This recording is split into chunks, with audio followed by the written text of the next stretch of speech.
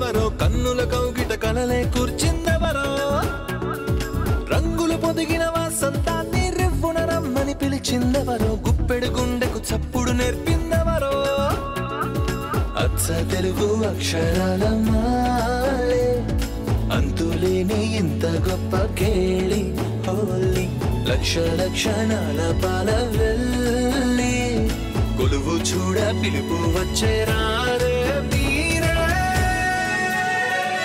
నింగికి నేలకు మధ్యన జరిగే వైభోగాన్ని చూతము రండి సిరితో శ్రీహరి అడుగులు కూడా వేళ ఈ కళ్యాణపు వైభోగానికి కొత్తగా పేరేం పెడదామండి ముల్లోకాలకు కబురే పెట్టండర్రా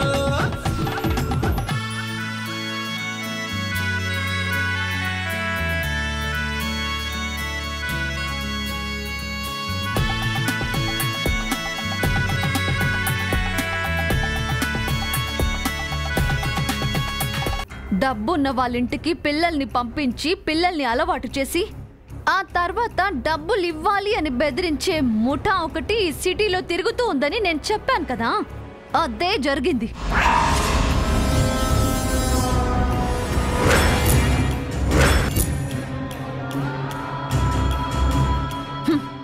ఆ దివ్యని జైకి దగ్గర చేసి దివ్యని చూడకుండా ఉండలేని స్థితి జైకి కల్పించి ఇప్పుడు జైని మాయం చేసి తను మాయమయ్యి డబ్బులు లాగాలని చూస్తుంది ఆ జానకి దేవి. అది ఎక్కడుందో వెతికి దాని అంత చూసి నా జైని తీసుకొస్తాను.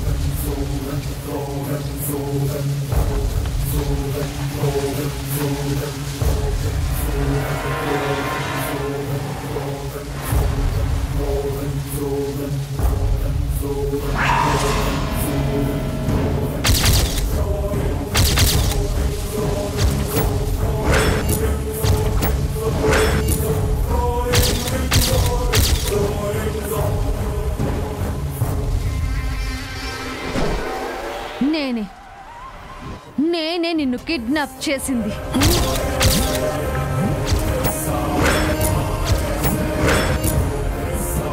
తల మీద 2000 రూపాయల నోటు పెట్టామినా నన్నెవరు 2 రూపాయలు కూడా కొనరు. నన్నెందుకు కిడ్నాప్ చేశావమ్మా? నిజం రాబట్టడానికి. ఏ నిజం? మగుడు పిల్లలు కలిసి నాతోనే డ్రామాలు ఆడుతున్నారా? మర్యాదగా జైని ఏం చేశారో చెప్పండి. జైని మేమేం చేస్తామమ్మా? జై మా మేనలుడా, రోజు మాకు ఫుడ్ పెడుతున్నా అన్నదాత. మరి ఆ జై వైఫ్ అయినా నా అక్కను నాతో కలిసి చంపాలని చూశారు. అంటే నువ్వు మమ్మల్ని భయపెట్టావు కదమ్మా. నువ్వు చెప్పినట్టు చేయకపోతే చంపేస్తావని భయంతో చేశాం.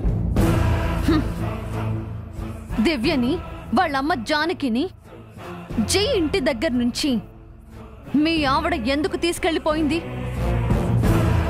బామ్మని కల్పన ఆంటీని ఎందుకు కలవనివ్వలేదు? అంటే అది ఆ జానకి అంటే చెప్పరే.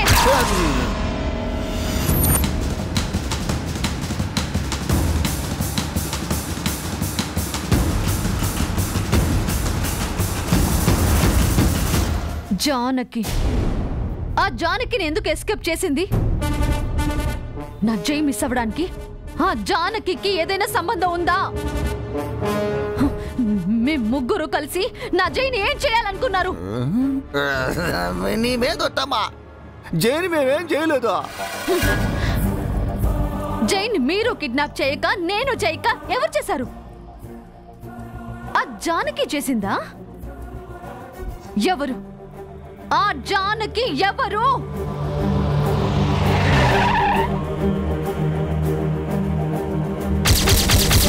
జానకి జానకి అది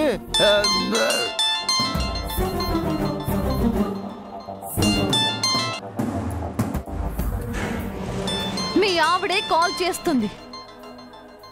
లోపలికి పిలిచి మీ ఇద్దరికి మళ్ళీ పెళ్లి చేస్తాను.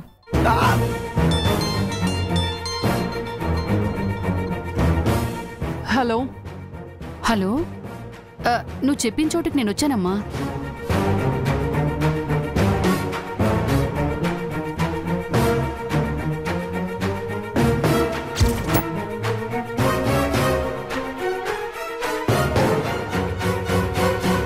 చూశాను. లోపలికి రావాలా? నేనే వస్తున్నాను. ఇంతకీ నువ్వెవరమ్మా? వస్తున్నానుగా, నువ్వే చూద్దువు గాని.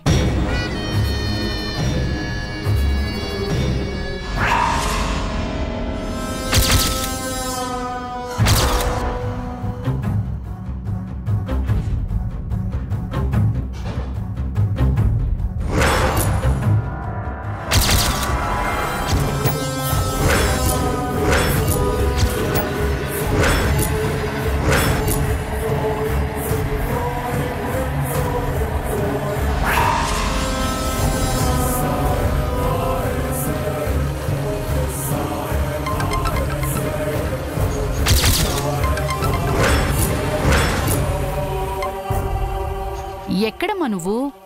నేనొక్కదాన్నే రమ్మన్నాను కదా, ఇద్దరిద్దరు ఎందుకు వచ్చారు? లేదమ్మా, నేనొక్కదాన్నే వచ్చాను. నాతో పాటు ఎవరూ రాలేదు. నాతోని డ్రామాలా? నీ కారు వెనక సీట్లో ఎవరో ఉన్నారో చూడు.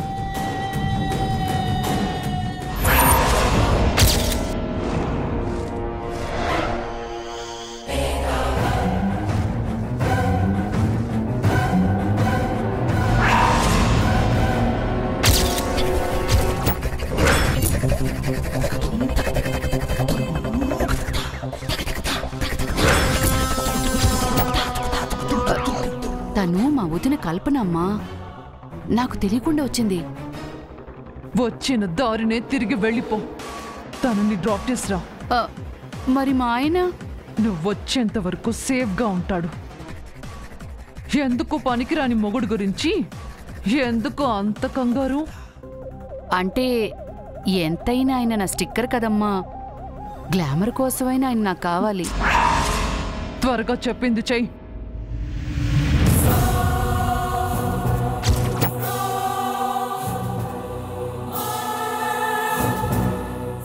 గొంతు వింటుంటే నిత్యలా ఉంది. నిత్య అయ్యుంటుంది. నాతో నాటకాలాడుతోంది. చెప్తా. దొంగమొహం కల్పన వదినా, ఎందుకొచ్చావి నాతో? చూపుల దాకా వచ్చిన నా పౌడర్ని చూడకుండా చేసావు కదే. ఇంటికెళ్ళకు చెప్తా నీ సంగతి.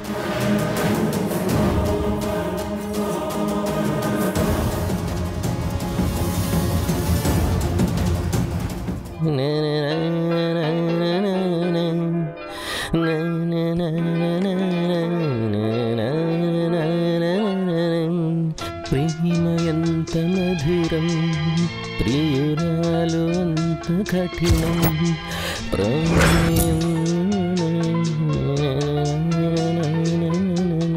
సార్, ఈయనొకరు సంగీతం అంటే చెవులు కోసుకుంటారని విన్నాను, కానీ చేసే డ్యూటీ కూడా మర్చిపోతారని కళ్ళారా చూస్తున్నాను. నేను డ్యూటీ చేయడం మర్చిపోలేదు ప్రకాష్.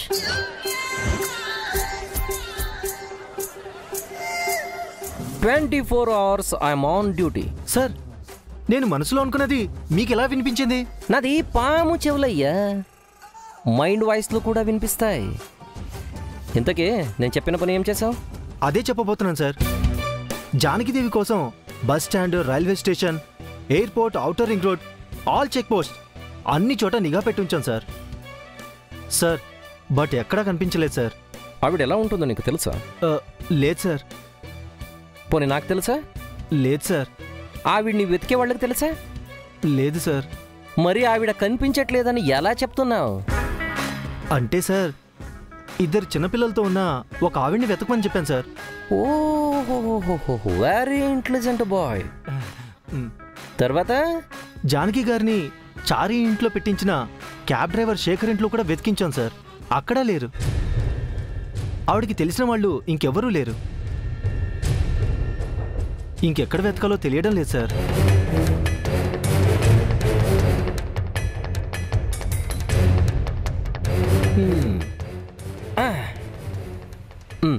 బస్ స్టాండ్కి వెళ్ళలేదు, రైల్వే స్టేషన్కి వెళ్ళలేదు, ఎయిర్పోర్ట్కి వెళ్ళలేదు.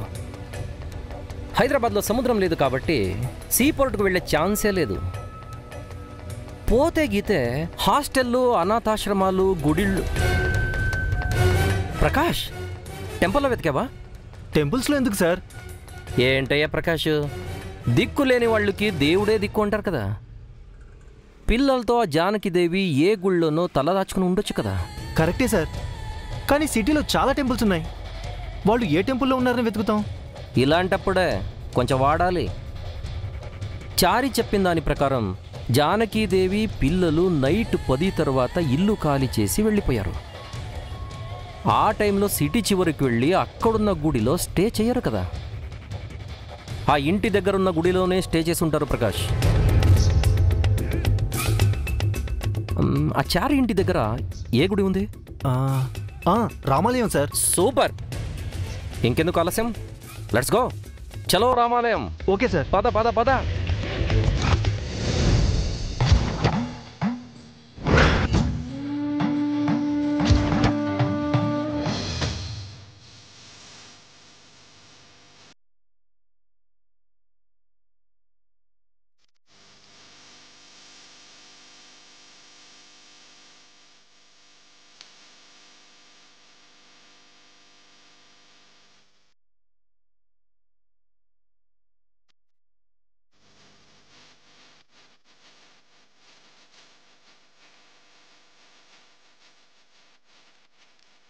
అమ్మా, ఎవరో ఏదో చెప్పారని మనం ఎందుకమ్మా దొంగతనంగా రావాలి? ఇల్లు లేకుండా దిక్కులేని వాళ్ళ ఈ గుళ్ళో ఎందుకు ఉండాలి?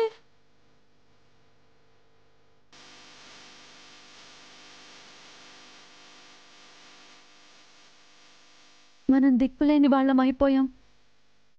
మనకెవరూ లేరు. ఏ దిక్కు లేని వాళ్ళకి దేవుడే దిక్కు అంటారు. అందుకే ఈ గుళ్ళో ఉన్నాం. శేఖర్ మాయ వాళ్ళ ఇంటికి వెళ్దామమ్మా. అక్కడ తాతయ్య కూడా ఉన్నారు కదా. మనం ఎవరికి భారం కాకూడదు దివ్య. మన వల్ల ఎవరు బాధపడకూడదు. ఆ ఇల్లు కాకపోతే ఇంకా చాలా ఇల్లు ఉన్నాయి కదమ్మా. ఏదో ఒక ఇల్లు అద్దెకి తీసుకుని ఉందాం. ఏదో ఒక ఇల్లు కాదబ్బి, మనకి తగిన ఇల్లు కావాలి. ఆ ఇంట్లో మనం భద్రంగా ఉండాలి. అందరూ చారి అంకుల్, మీనాక్షి ఆంటీలా ఉండరు కదా. అయితే మళ్ళీ ఆ ఇంటికి వెళ్దాం. ఆ ఇల్లు వద్దనుకునే కదా వచ్చాము. పైగా మన కోసం ఆ ఇంటికి పోలీసులు వస్తారు. మీ చదువు, భవిష్యత్తు పాడవుతుందిరా. మనం తప్పు చేయనప్పుడు ఎవరికైనా ఎందుకు భయపడాలమ్మా? ఆ పోలీసులంటే నాకేం భయం లేదు. వాళ్ళతో నేను మాట్లాడతాను. ఆ ఇంటికి వెళ్దామమ్మా. వద్దబ్బి, నన్ను కాస్త ఆలోచించుకోనివ్వు. అప్పటిదాకా ఇక్కడే ఉందాం.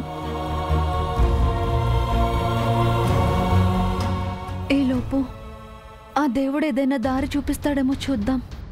ఆ దేవుడికి ఏ దిక్కు లెక్క గుళ్ళో ఉన్నాడమ్మా. ఆ రాతి బొమ్మ మనకేం దారి చూపిస్తుంది?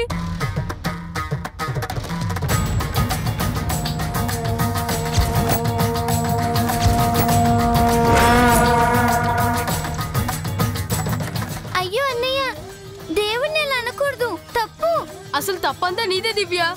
అనవసరంగా అతని దగ్గర అయ్యావు. అతను ఏమైపోయాడో తెలీదు. అతని వల్ల మనం ఇల్లు విడిచి ఇలా గుళ్ళో ఉంటున్నాం.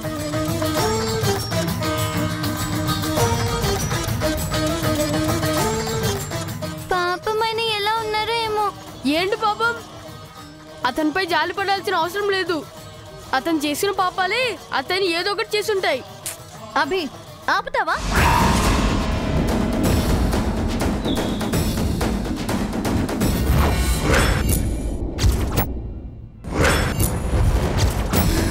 ఏంటమ్మా, అతని గురించి మాట్లాడితే చాలు నీకు దివ్యకు కోపం వస్తుంది. నన్ను అరుస్తారెందుకు? ఆయన పాపం చేశారు అని నీకు తెలుసా? అనవసరంగా నిందలు వేయకు అభి. నువ్వు పాపాన్ని మూటగట్టుకోకు. ఆయనకి మంచి జరగాలని ఏం కోరుకోకపోయినా చెడు జరగాలని మాత్రం కోరుకోకు. చాలా తప్పు.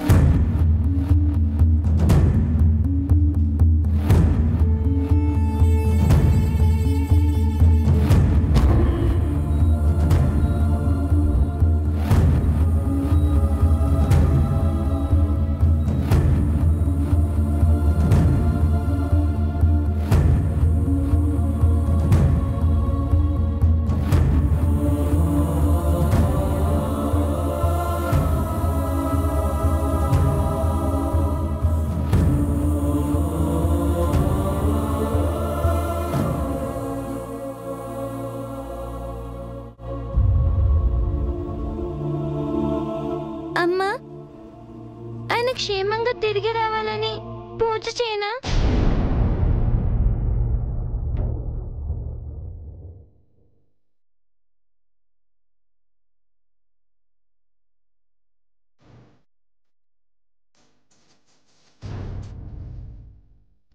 పంతులు గారండి.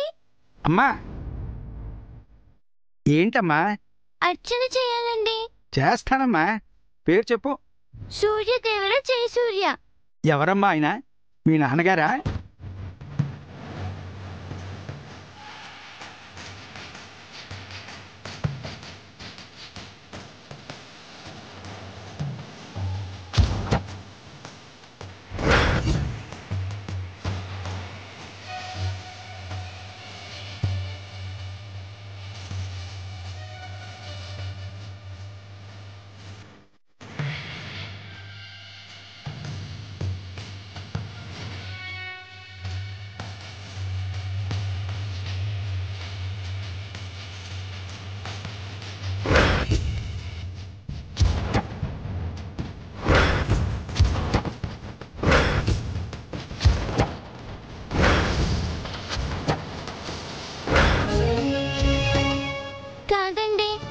చాలా మంచివారు. 2 రోజుల నుంచి కనిపించడం లేదు. అయ్యో పాపం. ఆయన త్వరగా తిరిగి రావాలని ఆ దేవుడికి చెప్పండి. తప్పకుండా చెప్తానమ్మా. ఇంతకీ ఆయన నీకేమవుతారో చెప్పలేదు. ఏమీ కారండి, ఆయన వల్ల ఎంతో మంది ఆనందంగా ఉన్నారు. అలాంటి ఆయన క్షేమంగా ఉండాలండి. ఆహా, ఇంత చిన్న వయసులో దేవుడు నీకు ఎంత మంచి మనసిచ్చాడు తల్లి. నీ చల్లని మనస్సుకి కరిగిపోని దేవుడుంటాడా?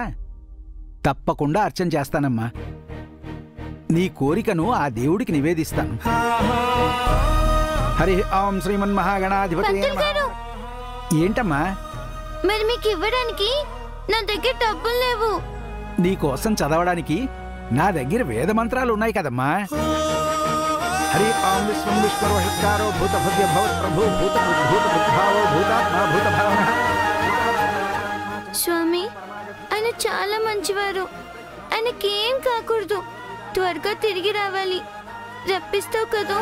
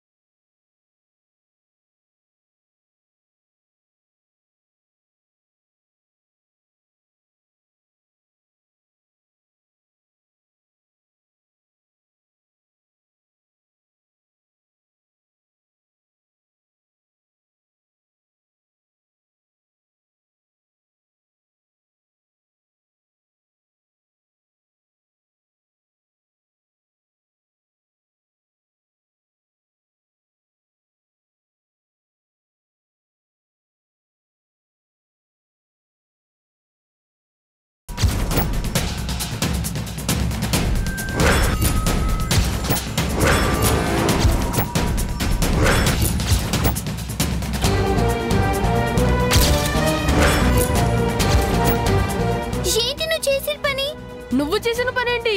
ఆయన క్షేమంగా తిరిగి రావాలని దేవుడికి పూజ చేయించాను. ఆ ప్రసాదాన్ని నీళ్ళపాలు చేస్తావా?